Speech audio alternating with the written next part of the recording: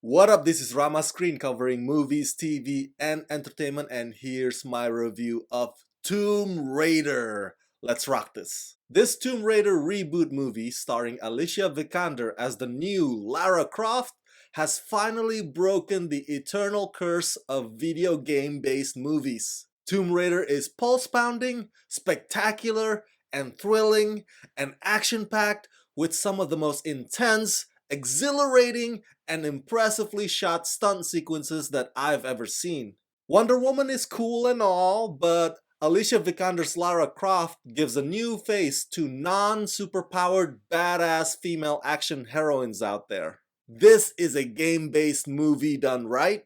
This is a reboot done right. In Tomb Raider, Alicia Vikander plays Lara Croft, daughter of a wealthy adventurer, Richard Croft, who vanished when Lara was just a teen.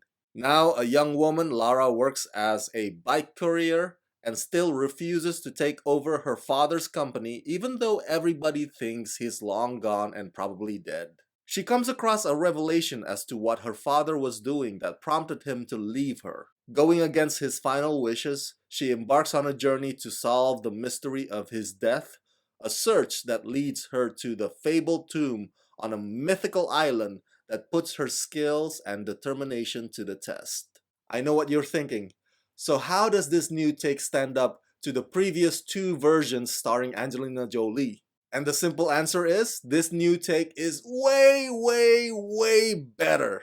Because while the Angelina Jolie ones were not all that bad, those ones partly banked on Angelina's sex appeal to draw you in. In the case of Alicia Vikander, yes, she's gorgeous, but this movie puts more emphasis on her strength, her capabilities, and her endurance, so those things become her strongest points as opposed to objectification. As you all know, the reason why video games don't work well as feature adaptations on the big screen is because video games are interactive. In a video game world, you're the one who makes the decision on where the character should go, what the character should do.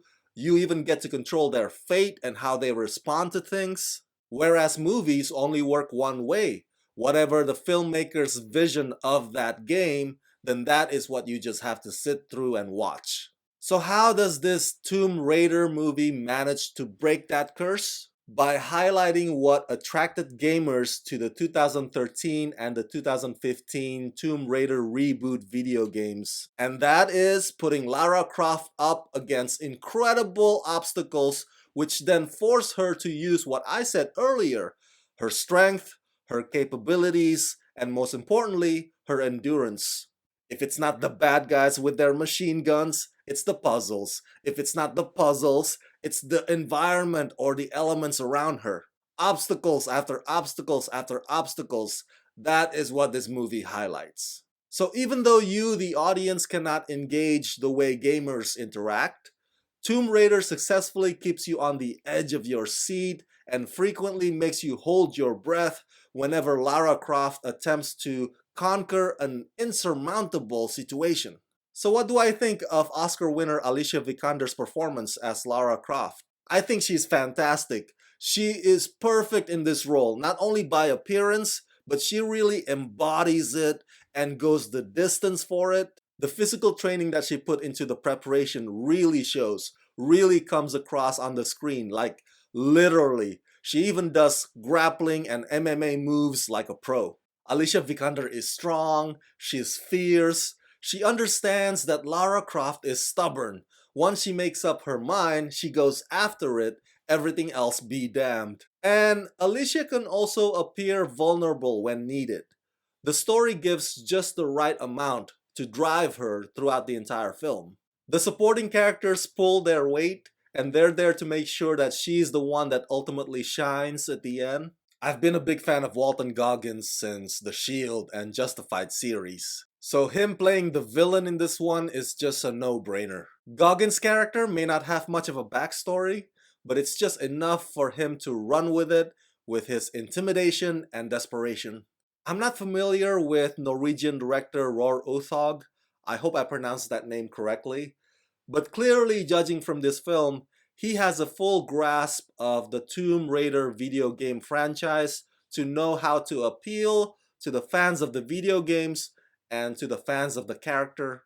Even the way the story sets itself up for a potential sequel feels natural instead of forced. Plus, the impressive set pieces that he and his crew made for this film will definitely give enough reason for other Hollywood studios to call him and hire him to handle their big budget actioners too.